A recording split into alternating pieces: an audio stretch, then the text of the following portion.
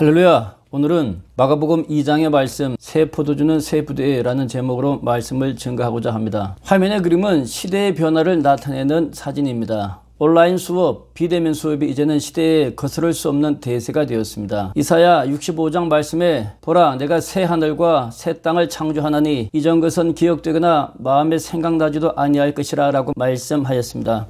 정말로 그렇게 되었죠. 정말로 이 세상은 얼굴을 마주하지 않고 얼굴을 마주하는 비대면의 세상이 되고 말았습니다. 사진은 학생이 호주에 있는 친구와 영어로 채팅하는 장면입니다. 뿐만 아니라 많은 학원들도 외국의 명문 학교의 선생님들과 1대1로 수업을 하는 과거에는 상상할 수 없는 그런 수업을 만들고 있습니다. 이러한 흐름에 교회도 예외일 수가 없습니다.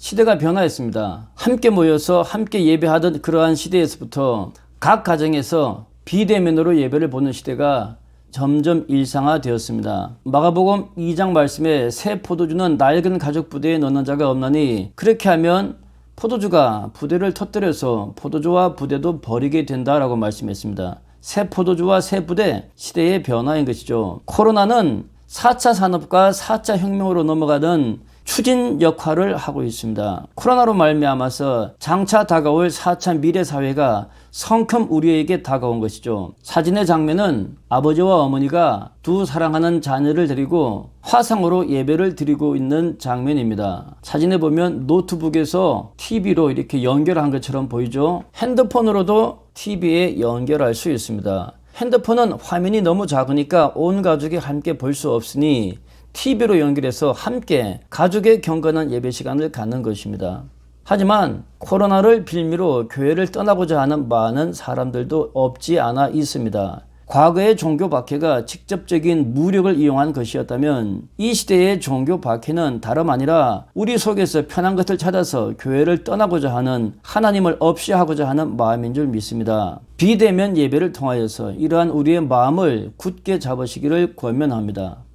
새로운 시대는 새로운 능력을 요구합니다. 그림은 다윗이 물맷돌을 가지고 창과 방패를 든 거대한 골리앗을 무너뜨리는 장면입니다. 사무엘상 17장 말씀에 보면 다윗은 돌을 가지고 물매로 골리앗의 이마를 쳐서 무찔렀다 하였습니다. 그때 다윗은 자기 손에는 칼이 없었다고 했습니다. 칼이 없어도 되는 것입니다. 칼 대신 돌은 그 당시에 너무나도 쉽게 구할 수 있는 것이었습니다. 다윗은 돌로 골리앗을 무너뜨린 그 경험을 확대하였습니다. 역대상 12절 말씀에 보면 다윗이 사울로 말미암아 도피 생활을 할 때 시글락에 숨어 있을 때에 다윗에게 와서 다윗의 싸움을 도와준 용사들이 있다고 하였습니다. 그들은 좌우 손을 놀려서 물매를 던지는 베냐민 지파의 사울의 동족이었다 했습니다. 베냐민 지파 사울이 다윗을 박해하였고 그 지파의 젊은이들이 다윗을 도와주었다는 것입니다. 아이러니하죠. 사진의 그림은 잘 골라놓은 돌과 그리고 정성껏 준비한 물매의 모습입니다. 요 고리는 새끼손가락에 거는 것이고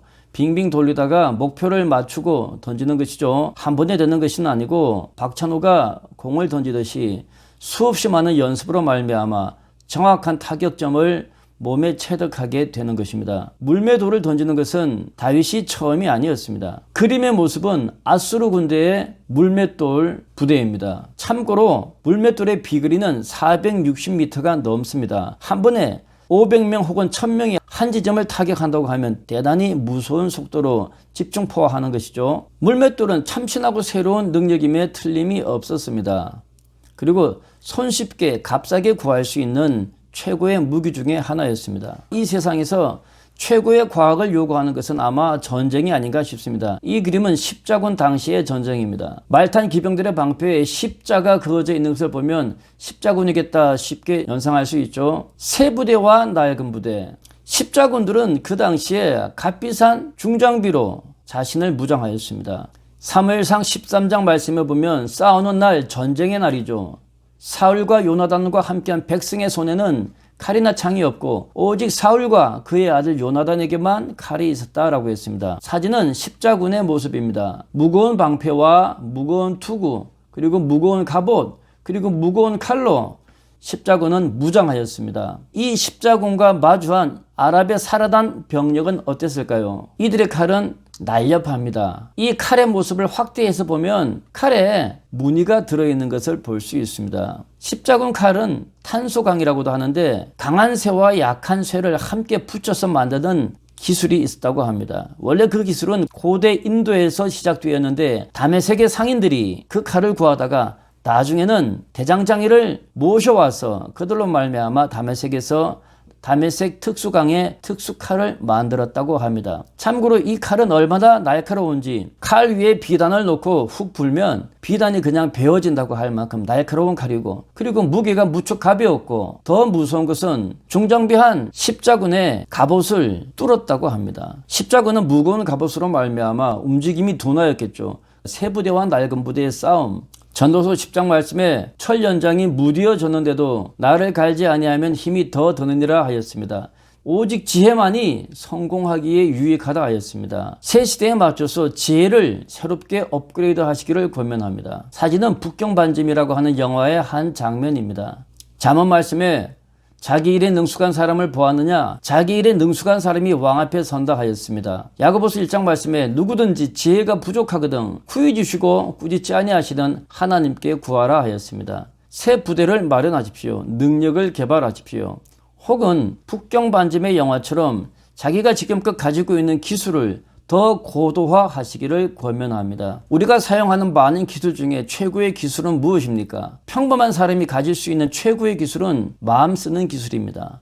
마음 쓰는 기술은 부모로부터 물려받을 수도 있고, 자기가 노력해서 인간성을 개발할 수도 있고, 하나님의 말씀을 통하여서 우리의 마음이 더 아름답고 높아질 수 있습니다. 잠언 27장 말씀에 철이 철을 날카롭게 하듯이 사람이 그의 친구의 얼굴을 빛나게 한다 하였습니다. 꼭 친구에 국한할 필요는 없습니다. 사랑하는 사람들, 당신과 관계하고 있는 가장 가까운 사람들이 바로 당신을 빛나게 하는 것입니다. 그러면 재밌죠? 친구야 고마워, 친구야 사랑해. 감사와 사랑은 우리가 가질 수 있는 최고의 마음 씀씀이의 기술입니다. 교만하면 그 실력도 무용지물이 되고 말죠. 아름다운 감사와 아름다운 사랑을 늘상 마음에 품고 품어진 그 마음을 아름답게 쓰시기를 권면합니다. 쉽진 않습니다. 저도 잘 못합니다. 마음을 가장 잘 쓸 수 있는 것은 그 마음에 하나님을 모시는 것입니다. 호세아는 그렇게 말씀했죠. 우리가 여호와를 알자. 힘써서 여호와를 알자. 하나님은 우리가 힘써서 알아야 할 뿐입니다. 하나님께서는 우리에게 나타나 주시는데 새벽비처럼 새벽은 어김없이 돌아옵니다. 당신의 마음이 우울해도 새벽은 밝은 빛을 비춰줍니다. 땅을 적시는 늦은 비와 같이 비가 늦게 오면 속 타죠. 하지만 늦게라도 하나님은 우리 마음에 임하시리라 라고 말씀하였습니다. 사진에 그리면 재밌지 않습니까? 성경책 위에 한자루에 만년필이 올려져 있습니다. 저는 요즘 새로운 습관이 하나 생겼습니다. 성경 말씀을 읽기도 하고 쓰기도 합니다. 지우개로 지울 수 있는 연필로 써도 괜찮습니다. 잘 굴러가는 볼펜도 추천합니다. 성경을 필사하듯이 한자 한자 틀림없이 정확하게 필사하는 것도 좋고, 아니면 학생들 시험 공부하듯이 대충 끌적거려도 괜찮습니다. 필사는 마음의 스트레스가 되지만 연습장에 부담 없이 쓰는 것은 마음이 평안하지 않습니까? 성경 여러 페이지를 읽으면서 마음에 드는 구절을 끌적끌적 하다 보면 마음의 평강이 오고 거룩한 기쁨이 임합니다. 하나님의 말씀은 우리의 마음을 아름답고 강하게 단련합니다. 그러면 우리는 아름답게 마음을 쓸 수 있습니다. 시대는 변하고 있습니다. 변화하는 시대에 여러분이 어떤 달란트를 받았든지 하나님께 기도하며 더욱더 개발하시기를 권면합니다. 성경은 끊임없이 도전을 우리에게 명합니다. 75세 아브라함도 도전하지 않았습니까? 80세의 모세도 도전하지 않았습니까? 나이는 문제가 되지 아니합니다. 마음에 하나님을 모시고 하나님께 지혜와 힘을 구하고 변화해가는 이 사회에 담대하게 여러분의 능력을 개발하여 적응하시기를 권면합니다. 아까 보았던 북경반점의 이야기, 짜장면도 짬뽕도 실력 있는 자가 살아남습니다. 그 실력을 하나님께 기도하며 개발하고 구하십시오. 감사합니다.